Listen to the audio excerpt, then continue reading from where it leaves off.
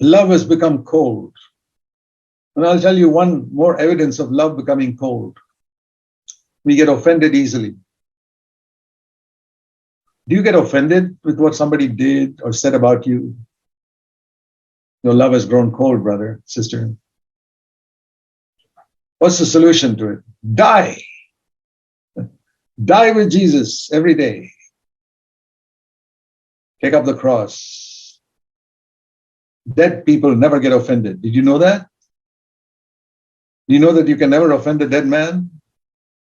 Try it. That's the test of whether you're dead or not. Nobody can offend me. They may say something against me or do something. They cannot offend me. I've died with Christ. That's my permanent position. My permanent address is dead with Christ to this world and its opinions about me. Be like that, brother. Then your love will never grow cold. Your love for Jesus will never grow cold. And you will love people who hate you. Yes. I'll give you one example. In the world, they talk about bad relationship between mothers-in-law and daughters-in-law.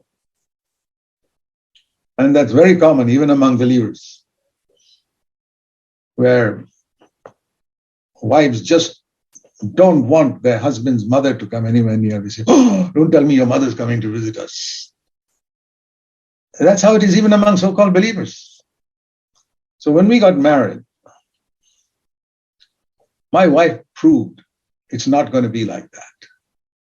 She never had a strain with my parents anytime. And you know what is the result? You reap what you sow, right?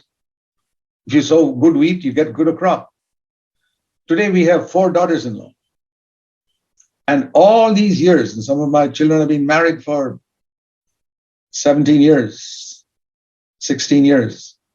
And my wife has had a wonderful, without strained relationship in all these 15 years, 16 years, with all her daughters-in-law.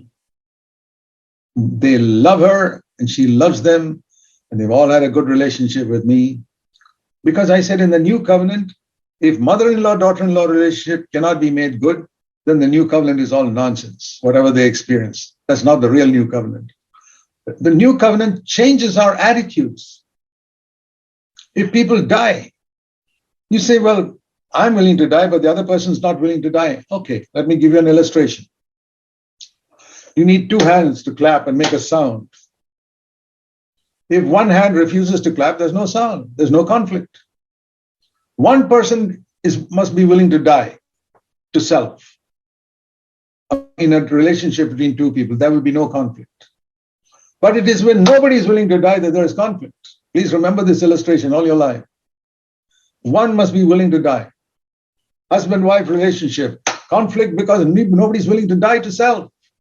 If one person is willing to die, there'll be no conflict. Either one. No sound. It's death that is the solution.